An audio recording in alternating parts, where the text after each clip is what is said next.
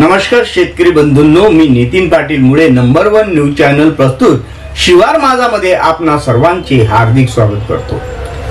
शेतकरी बंधूंनो, मागील भागात आपण संत्रा उत्पादक शेतकरी डॉक्टर प्रवीण बेलखेडे सर हे नामशेष होणाऱ्या संत्रा बागा वाचवण्यासाठी कसे प्रयत्न करीत आहेत, त्यानंतर संत्रा बागा का नामशेष होत आहेत याविषयी मागील भागात सविस्तर माहिती आपण घेतलीच आहे। ज्या संत्रा उत्पादक शेतकऱ्यांनी मागील भाग बघितला नाही त्यांनी खालील दिलेल्या डिस्क्रिप्शन बॉक्स मध्ये जाऊन तिथे लिंक दिलेली आहे, त्या लिंकवर क्लिक करा आणि तो मागील भाग आपण बघा, नंतर हा भाग बघा, म्हणजे आपल्याला संत्रा उत्पादनाविषयी सविस्तर माहिती मिळेल। आज आपण डॉक्टर प्रवीण बेलखेडे हे शेतकऱ्यांना असं काय मार्गदर्शन करतात की जेणेकरून विविध भागातील शेतकरी, असं म्हणता येईल की महाराष्ट्रातील शेतकरीच नव्हे तर मध्य प्रदेशातील शेतकरी पण प्रवीण बेलखेडे सर यांच्याकडे मार्गदर्शनासाठी येत आहे।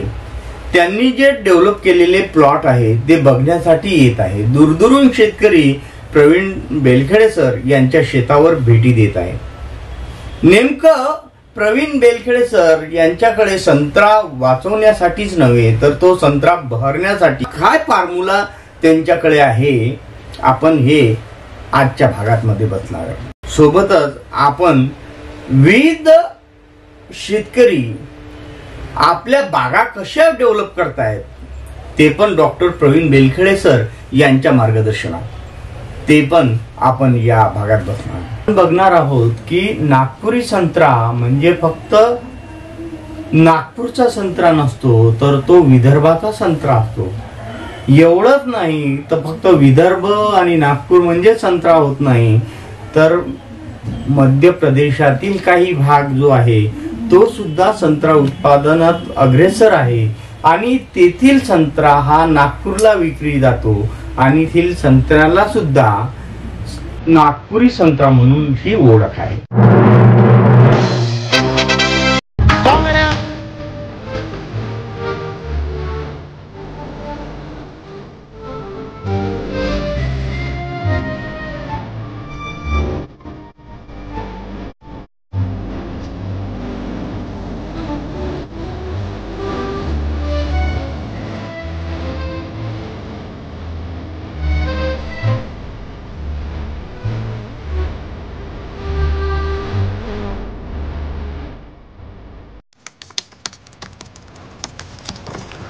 नमस्कार शेतकरी बंधूंनो, मी नितीन पाटील मुळे नंबर 1 न्यूज चॅनल प्रस्तुत शिवार माझामध्ये आपणा सर्वांचे हार्दिक स्वागत करतो। सर्वप्रथम नवीन वर्षाच्या सर्व शेतकरी बांधवांना नंबर 1 न्यूज चॅनलतर्फे हार्दिक हार्दिक हार्दिक शुभेच्छा। आज आपण संत्रा बागेमध्ये आलेलो आहोत। तो संत्रा बाग आहे मध्य प्रदेशात येथील पांडुर्णा भागातील। आपल्यासोबत काही शेतकरी येथे जुळलेले आहेत, त्या शेतकऱ्यांसोबत आपण चर्चा करणार आहोत। त्यांचं संत्रा उत्पादन आणि आपल्या विदर्भातलं संत्रा उत्पादन, शेवटी हा जरी मध्य प्रदेशातला संत्रा असला तरी हा नागपूरला जाणाराच संत्रा आहे, म्हणजे आपण याला नागपुरी संत्रासुद्धा म्हणू शकतो। आणि त्यामध्ये नागपुरी संत्र्यामध्ये जो गोडवा आहे तो या मध्य प्रदेशातील संत्र्यामध्ये सुद्धा गोडवा दिसून आलेला आहे। बऱ्याच शेतकरी हे आंबिया बहार घेण्यासाठी झदावत नाही, त्यांच्यामध्ये आंबिया बहार घेतला म्हणजे उत्पादनात फरक पडतो, उत्पादन होत नाही, ही गैरसमज निर्माण झालेली आहे। तर ते गैरसमज दूर कसे करता येईल या संदर्भातील डॉक्टर प्रवीण बेलखेडे सर यांची जी तळमळ आहे, यांचे जे मार्गदर्शन आहे, या मार्गदर्शनात उभा झालेला बाग आपण माझ्या मागे बघताय। आज आपल्यासोबत मध्य प्रदेशातील शेतकरी राजेशजी वैद्य सर आहेत, आपण त्यांच्यासोबत बातचीत करूया। नमस्कार सर। नमस्कार सर। सर्वप्रथम आपला परिचय करून द्या। मी राजेश श्रावणजी वैद्य, मुक्काम पोस्ट हवेली मोहगाव, तालुका संसर, जिल्हा छिंदवाडा। माझा मोबाईल नंबर आहे 96 30 22 48 41। आपल्याकडे एकूण किती शेती आहे? एकूण माझ्याकडे 15 एकर शेती आहे, पण त्यात मोठे झाडं 5.5 एकरामध्ये आहे आणि ते 550 झाडं आहे, बाकी झाडं लहान आहे। आणि या 500 झाडामध्ये कमीत कमी 90 ते 100 टन संत्रा आलेला आहे आणि तो संत्रा मी काल 50 रुपये किलोच्या हिशोबाने विकलेला आहे. काही शेतकऱ्यांना 20 ते 22 रुपये भावाने सुद्धा आपला संत्रा विकावा लागला.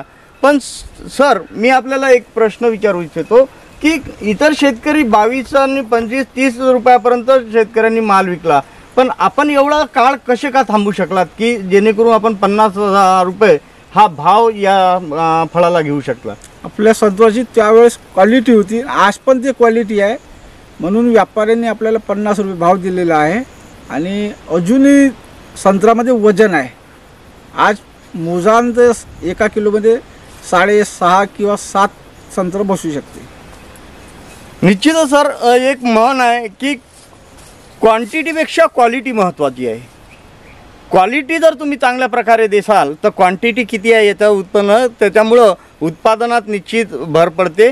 आणि शेतकऱ्यांनी आपले जे राजेश वैद्य सर आहे यांनी क्वांटिटी तर कवर केलेलीच आहे, पण त्याचबरोबर क्वालिटीसुद्धा कवर केलेली आहे. त्यामुळे निश्चितच यांच्या संत्रा उत्पादनात भर पडलेली आहे.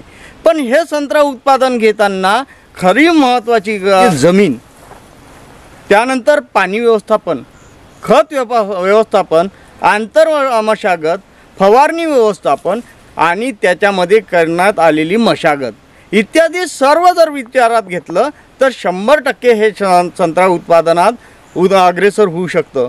परंतु आपल्या या भागामध्ये जर विचार केला सर, आम्ही जर विचार केला आंतरमशागतमध्ये बरेच शेतकरी जास्त फोकस करतात. आपलं शेत हे साफ असायला पाहिजे जेणेकरून कीड रोग येत नाही असं शेतकऱ्यांचा समज आहे. आणि बरेच शेतकरी काय करतात की आपलं दुसरं पीक म्हणजे संत्रा येईपर्यंत त्यामध्ये आंतरपीक घेण्याचा प्रयत्न करतात. आपण असं काही केलेलं आहे का?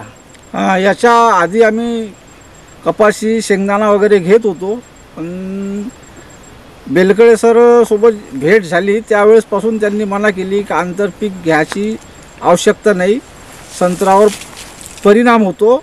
त्यावेळेसपासून आम्ही आंतरपीक घेणं बंद केलेली आहे.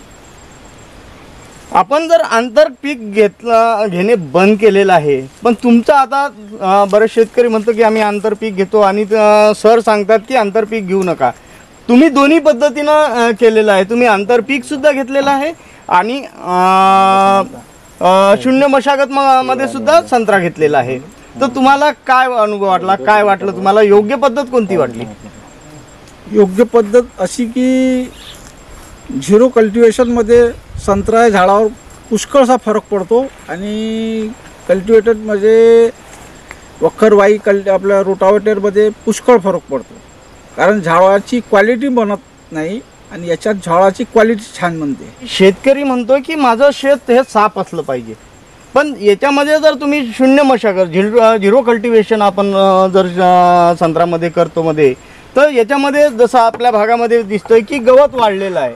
मग याच्यावर तुम्ही कशा प्रकारे मात करता? आम्ही कमी प्रमाणात ग्लायसेल या मिरा 71 मारतो. आमचं शेत म्हणजे कोरं असते, लेकिन संत्र तोडायला येते तेव्हा व्यापारी म्हणते का याला ग्लायसेल मारलं, संत्र्यावर फरक पडलेला असं, म्हणून आता यावेळेस आम्ही गवत वाढू दिलेलं आहे. त्याचबरोबर जर विचार केला की पाणी व्यवस्थापनमध्ये आपण काय करता? आम्ही पाणी व्यवस्थापन पट पाणी देतो आणि शेणखत, DAP, पोटॅश, अल्गाप्रो असे म्हणजे सरकारी खत वापरतो, फर्टिलायझर. आणि फवारणीमध्ये आपण कशा प्रकारे फवारणीचं वगैरे व्यवस्थापन आपण कशा प्रकारे करताय? आम्ही फवारणी पण आम्ही साहेबाच्या मार्गदर्शनाखाली आम्ही विचारतो का साहेब आता याच्यावर हा रोग आलेला आहे, याच्यावर कोणता फवारणी केली पाहिजे. साहेब येऊन आम्हाला मार्गदर्शन देते आणि स्प्रे सांगते, त्या हिशोबाने आम्ही फवारणी करतो. आज जर तुम्ही जर संत्रा बाग बघताय तर यामध्ये तुम्ही समाधानी आहात? आम्ही समाधानी आहोत. आमच्या शेतकरी बांधवांना तुम्ही काय मार्गदर्शन कराल, काय सांगाल? आम्ही तर म्हणतो की बेलखेडे साहेबाचे मार्गदर्शन घ्या, चांगला अनुभव येते आणि संत्रा पिकामध्ये वाढ होते. आपण किती वर्षापासून सरांचं मार्गदर्शन घेत आहात? मी कमीत कमी 4 वर्षापासून मार्गदर्शन घेतलेलं आहे साहेबासोबत. आणि त्यामध्ये तुमचं उत्पादनात सुद्धा वाढ झालेली आहे. निश्चितच आपण मागील भागातच सांगितलं होतं की डॉक्टर प्रवीण बेलखेडे सर जे संत्रा बाग नामशेष होण्याच्या मार्गावर आहे, परतवाडा अंजनगाव सर आपण गेलो तर तिथे संत्रा नामशेष होत आहे असं शेतकरी ओरडतात. पण डॉक्टर बेलखळे सरांची जी तळमळ आहे की ही संत्रा पीक कुठेतरी वाचलं पाहिजे, त्याच्यासाठी वाचलंच पाहिजे नाही तर उत्पादनात सुद्धा भर पडली पाहिजे. त्यासाठी फक्त ते गाईडलाईन मार्गदर्शन करत नाही तर नवीन तंत्रज्ञानाचं शिक. बरेच आपण पुस्तकं वाचतो पण काही गोष्टी पुस्तकं वाचून कळत नाही, ते आपल्याला शेतात येऊनच बघावं लागतं. जर तुमच्या पायाची धूळ जर या शेतात पडली तर निश्चितच तुमचं उत्पादन वाढते. तुमच्या पायाची धूळ म्हणजे तुम्ही जर निरीक्षण करत राहिले आपल्या प्रत्येक झाडाचं तर झाड तुमच्यासोबत बोलते आणि त्यानुसार तुम्हाला सांगते काय हवं. आणि तीच प्रक्रिया डॉक्टर प्रवीण बेलखळे सर करतात. प्रत्येक झाडासोबत ते बोलतात, झाडाला काय गरज आहे जे शेतकऱ्याला ते मार्गदर्शन करतात आणि त्यानुसार शेतकरी हे आपल्या झाडाची डेव्हलपमेंट करतात.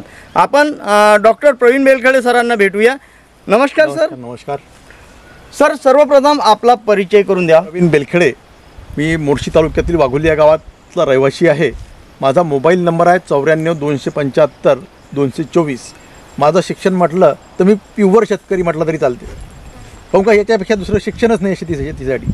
आणि मी 30 वर्षापासून संत्रा हा पिकावर काम करतो आहे. संत्राशी झगडत आहो, हाच माझा शिक्षणाचा अनुभव असं मी म्हणतो. तर आपण प्युअर शेतकरी आहात आणि शेतकऱ्यासोबतच मिळून मिसळून हे शेती शेतकरी स्वअनुभवातून इतर शेतकऱ्यांना मार्गदर्शन करतात. निश्चितच त्यामुळं आज संत्रा पीक कुठेतरी जाग्यावर असताना आपल्याला दिसतं. 50 रुपये भावाने यांनी संत्रा विकला पण इतर शेतकऱ्यांना 25 रुपयानंच विकावा लागला. यामध्ये काय तफावत होती? नाही, याचं तर कारण म्हणजे आहे की तुमचं नियोजन, तुम्ही पहिले सुरुवातपासून जर नियोजन केलं म्हणजे खताचं नियोजन, फवारणीचं नियोजन आणि ट्रॅप लावणे हे सर्व जर नियोजन करत नेलं आणि जमिनीची निवड, सर्वात महत्त्वाचं तुमची जमिनीची निवड, जमिनीची चुकीची निवड असाल आणि तुम्ही जर म्हणत असाल का मला जानेवारी महिन्यात संत्रा विकायचे आहे, तुम्ही शक्य होऊ शकत नाही. म्हणून झाड लावायच्या अगोदर तुमची जमीन कशी आहे हे पण महत्त्वाचं आहे. ह्या सर्व गोष्टीचा जर विचार केला तरच तुम्ही जानेवारीपर्यंत टिकू शकता आणि जानेवारीपर्यंत जो टिकन त्यालाच तुम्हाला पैसे भेटू शकते. एक तर परतवाडा भागात ते सुरुवातले ऑगस्ट महिन्यात संत्रा आणतात म्हणून त्यांना पैसे भेटतात ऑगस्ट महिन्यात 50 रुपये किलो. आणि जे शेतकरी आता जानेवारी महिन्यात संत्रा विकतात त्यांना पैसे रेट भेटतो 50 रुपये किलो. म्हणून आपण कोण्या पंक्तीत बसतो हे महत्त्वाचं आहे. त्यामधली वेगवेगळी पद्धती आहे आणि त्या पद्धतीमध्ये त्यांचा अनुभव हा महत्त्वाचा असतो आणि त्या पद्धतीत ते संत्रा उत्पादन अधिक वाढवण्याचा प्रयत्न करतात.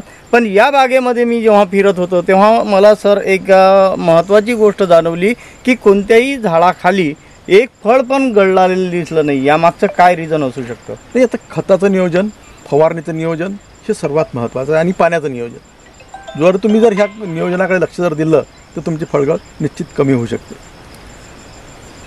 सर, पाणी व्यवस्थापन हे आता प्रत्येक शेतकरी हा करतच असतो. खत व्यवस्थापन प्रत्येक शेतकरी हा करीतच असतो.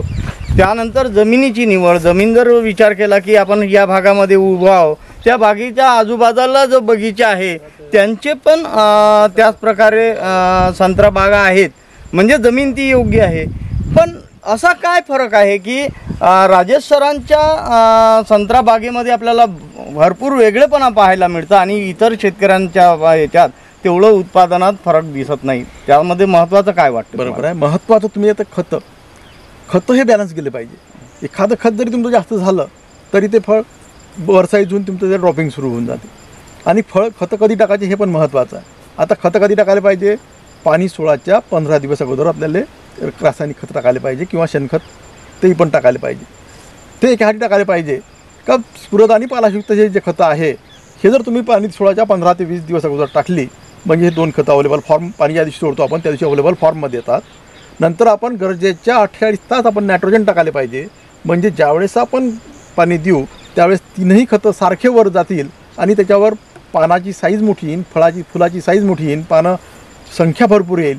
आणि ह्या सर्व गोष्टी जर झाल्या तर फळाची साईज पण चांगली येऊ शकते. आणि फळं जर सुरक्षित असले तर मग तुम्ही डिसेंबर का जानेवारी ती तोडले तरी त्या आजही त्या फळाची क्वालिटी बळकत नाही. आणि क्वालिटीवरच महत्त्वाचं आहे, क्वांटिटीपेक्षा क्वालिटी हे महत्त्वाची आहे. पण इथं दोन्ही गोष्टी आहे, क्वांटिटी पण आहे आणि क्वालिटी पण आहे. म्हणूनच 50 रुपये किलोनं त्याचा आज खपलेला आहे. आणि मग 100 टन माल निघणार आहे.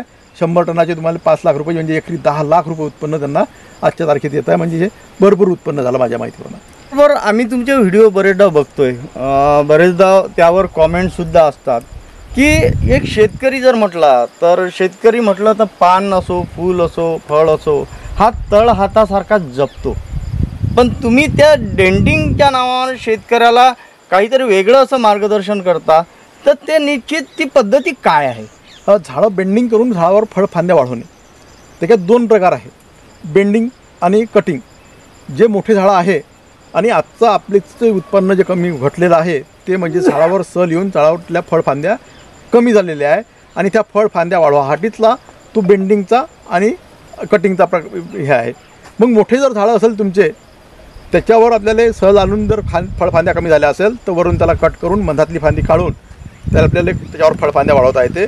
दुसरी गोष्ट, लहान 4 वर्षाच्या आतले जर झाडं असेल आणि ते कपाशीमुळं पेरून ते उभाड जर झाले असेल तर त्याला बेंडिंग करून त्याच्यावर फळफांद्या आणता येतात. तर ते आपण काय करतो का डिसेंबर महिन्यात ते झाड बेंडिंग करायचं आहे, 4 इकडून ते खाली जमिनीला फुट्या टाकून बांधून घ्यायचं आहे आणि त्याच्यावर आणि बांधलं झाड का महिन्याभरात काय होतं त्याला का त्याच्यावर नवीन फुटवे येतात.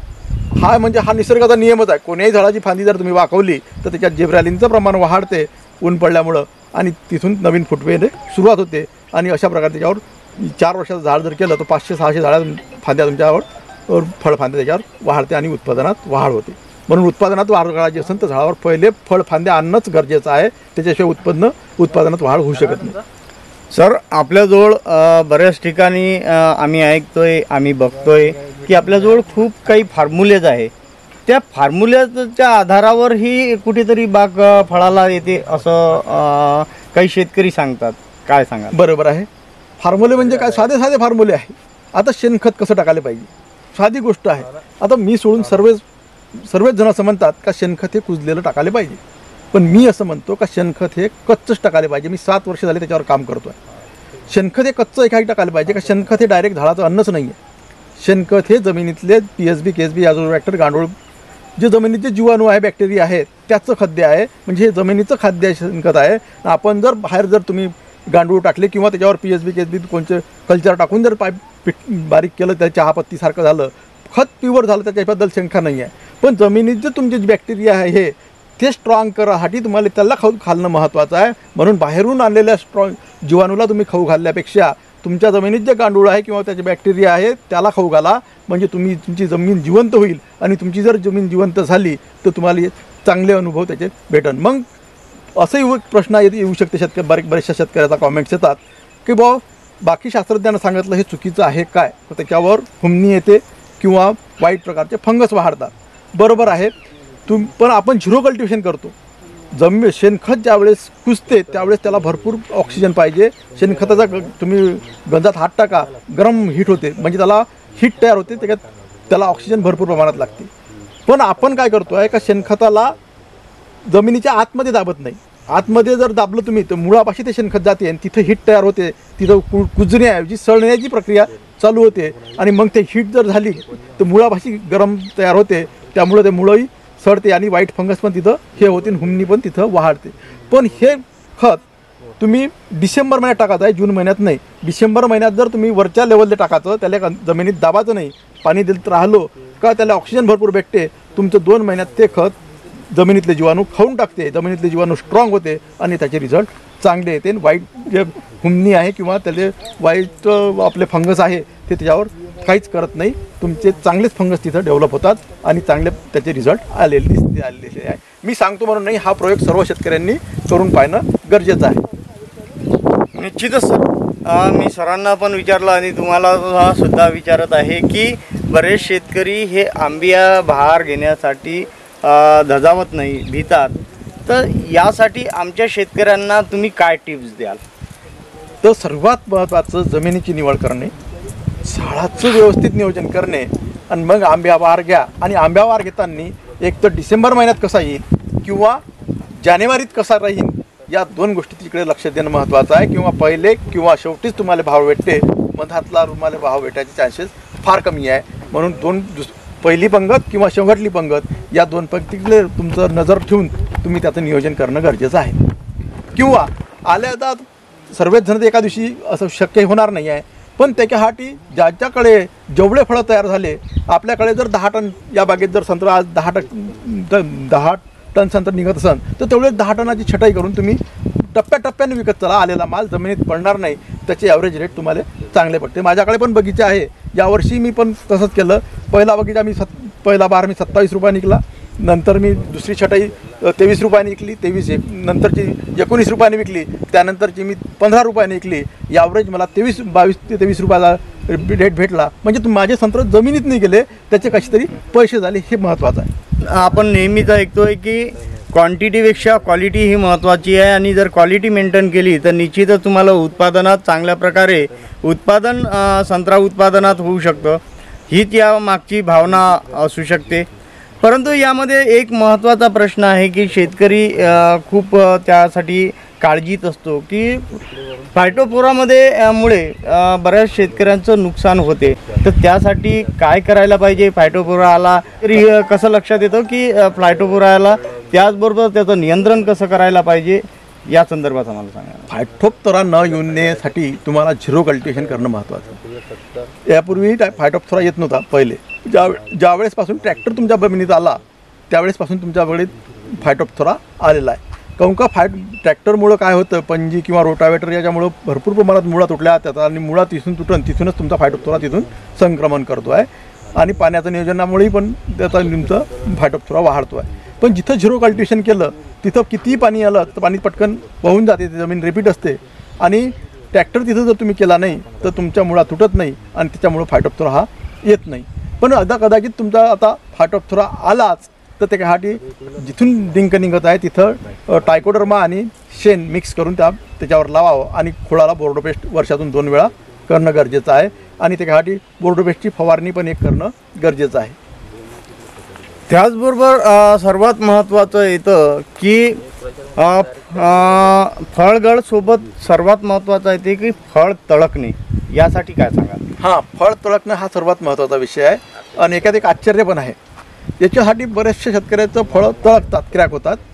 मृगबाराचे आता पण क्रॅक होतो आहे आणि आंब्याबाराचे जुलै ऑगस्टमध्ये फळं क्रॅक होते. पण फळं क्रॅक होण्यासाठी कॅल्शियम, बोरॉन आणि झिंकचा हा फवारा मारला जाते, पण याचा रिझल्ट 0 येते. मग असं म्हणून का मग 0 जर रिझल्ट येते तर हे औषध खराब आहे काय? अजिबात खराब नाही. औषध तेच बरोबर आहे, चुकीचं औषध नाही आहे. फक्त आपली मारण्याची वेळ चुकीची आहे. ज्या वेळेस फुलातून फळात रूपांतर होते फळ, त्यावेळेस तुम्ही जर कॅल्शियम, बोरॉन आणि झिंकची स्प्रे जर काढला तर तुमचं 90 ते 100% फळ क्रॅक होणं थांबून जाते. म्हणजे आपण जे मारतो ते औषधं बरोबर आहे, फक्त आपली वेळ चुकीची आहे, हे महत्त्वाचं. धन्यवाद सर.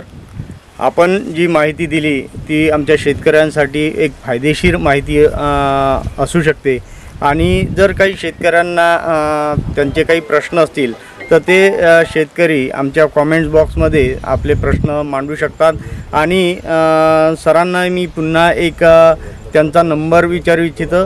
त्या नंबरवर आपण प्रत्यक्ष शेतकरी फोन करून अधिक माहिती घेऊ शकतात. नमस्कार, मी प्रवीण बेलखडे. माझा मोबाईल नंबर आहे 94 275 224. शेतकरी बांधवांनो, आपण ज्या बागेमध्ये उभे आहोत त्या शेतकऱ्यांचे नंबर पण आपण सुरुवातीला दिलेले आहे आणि स्क्रोल लाईनमध्ये सुद्धा ते नंबर येतच आहे. ते तुम्ही नोट्स करून ठेवा आणि तुम्हाला संत्रा बागेच्या संदर्भात कोणत्याही प्रकारच्या अडचणी असल्या तर या दोन्ही नंबरवर आपण संपर्क करू शकता. कारण आपण कितीही काही सांगतो तरी शेतकरी शेतकऱ्याला कधीच खोटं सांगणार नाही. त्यामुळं शेतकऱ्याचे नंबर इथे दिले जातात जेणेकरून कोणत्याही शेतकऱ्याला शंका कुशंका असू नये यासाठीच आम्ही आमचे नंबर हे डिस्प्ले करत असतो. आणि सर्वात महत्त्वाचं शेतकरी बांधवांनो, आपण 2 दिवसापासून जी संत्रा उत्पादनाच्या बाबतीत माहिती घेत आहोत त्यातलं सर्वात महत्त्वाचं एक आपल्याला लक्षात आलं की योग्य नियोजन, जमिनीची योग्य निवड, पाणी व्यवस्थापन, योग्य फवारणी, क्वांटिटीपेक्षा क्वालिटीवर आपलं संत्रा उत्पादन वाढेल अशी मी नवीन वर्षाच्या शुभमुहूर्तावर आपल्यासाठी हार्दिक शुभेच्छा करतो. नवनवीन व्हिडिओ पाहण्यासाठी सबस्क्राइब करा आणि बेल आयकॉनला क्लिक करायला विसरू नका.